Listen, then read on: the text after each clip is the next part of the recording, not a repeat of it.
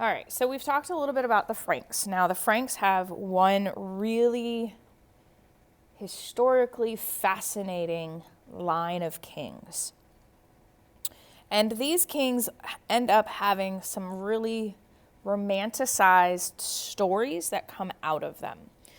This is called the Carolingian Dynasty. Now, typically for us, we only talk about dynasties in Asia, but remember, a dynasty is just a family of rulers, okay? So it's a grandfather, a father, a son, a grandson, and it keeps going. All right, so Charles Martel is a man who is a descendant. I believe he was a great-grandson or a grandson of Clovis. And he is going to do a bunch of different things. In particular, he is going to defeat the Muslims at the Battle of Tours to keep the Muslims, the Islamic Empire, from migrating or expanding into Europe. This is a big battle that allows for Christianity to keep its hold on Western Europe. Now, Charles Martel is going to be known for this, and he's going to have a large and long reign over the Frankish kingdom in conjunction with the Roman Catholic Church and the Pope. His son, Pepin the Short, is going to be the first Frankish king that's anointed, just meaning that he is given a formal ceremony saying that he has been given the right to rule through the Catholic Church, okay? He's the first one that's done that, but he's not going to be the last. Charles the Great is Charles Martel's great-grandson, I believe, and he is going to get a new nickname. Now, Charles the Great is going to be a fantastic ruler. He's going to be level-headed. He's going to focus on education. He is going to expand some rights to his lords and to keep people safe. So he earns this nickname in Latin called Charlemagne.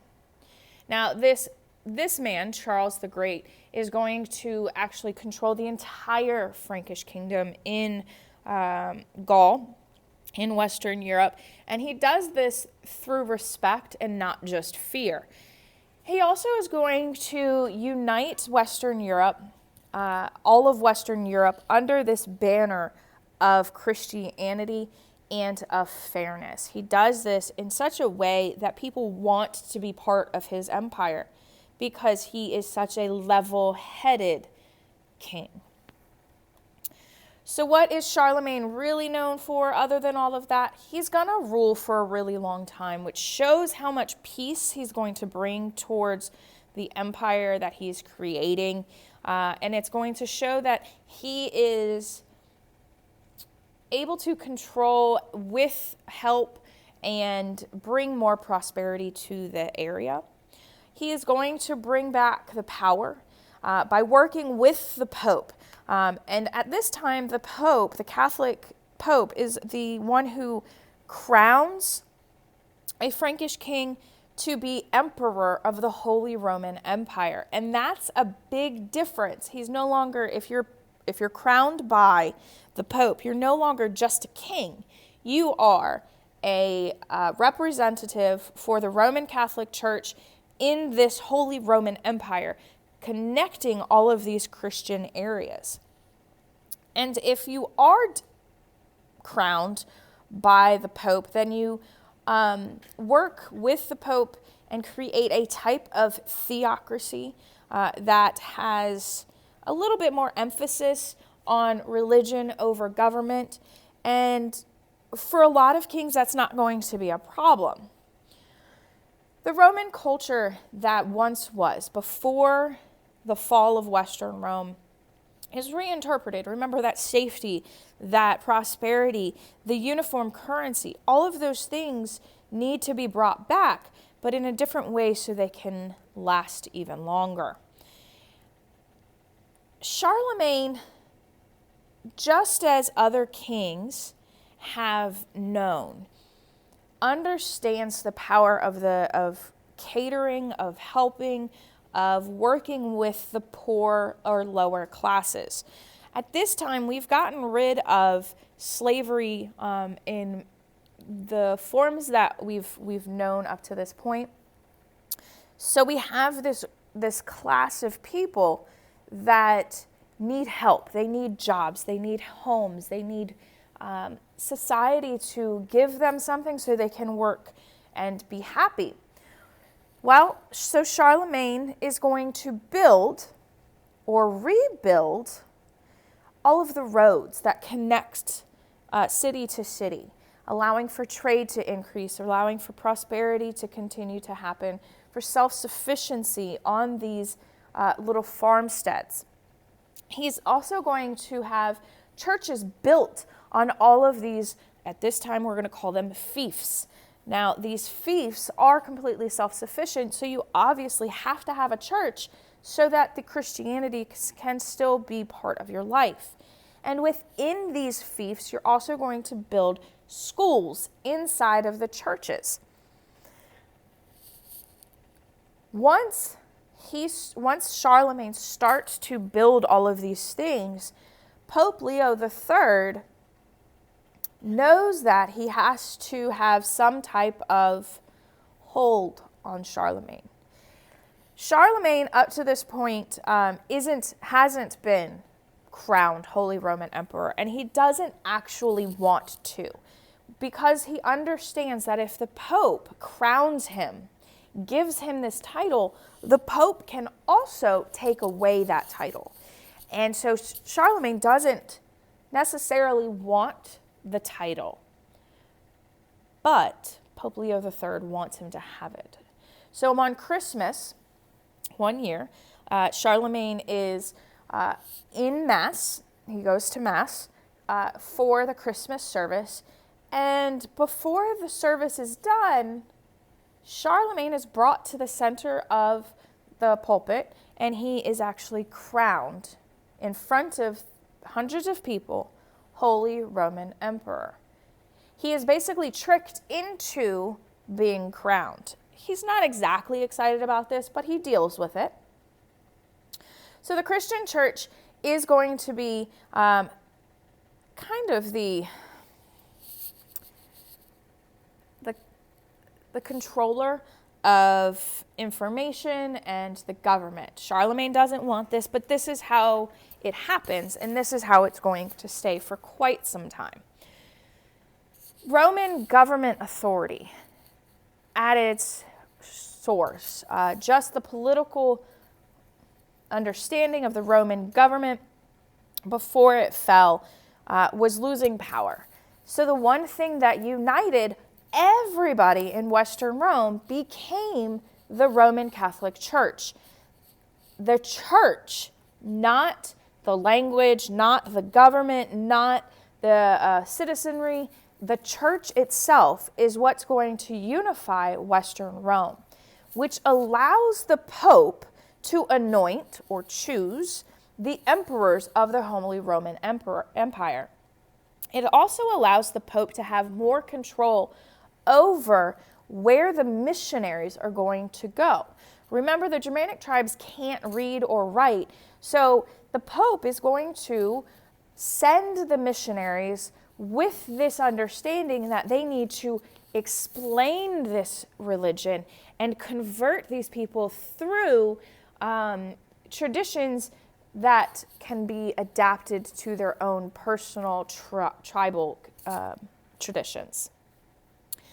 And the church is going to serve to answer. It's going to answer all of those social, political, and religious needs and questions. So your local priest or monks are going to be the ones you turn to answer, well, who should marry who?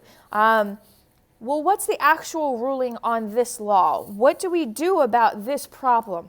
What does God say about this? And those people on the fief, remember a fief is the homestead, it's the farms, it's the land, it's the houses.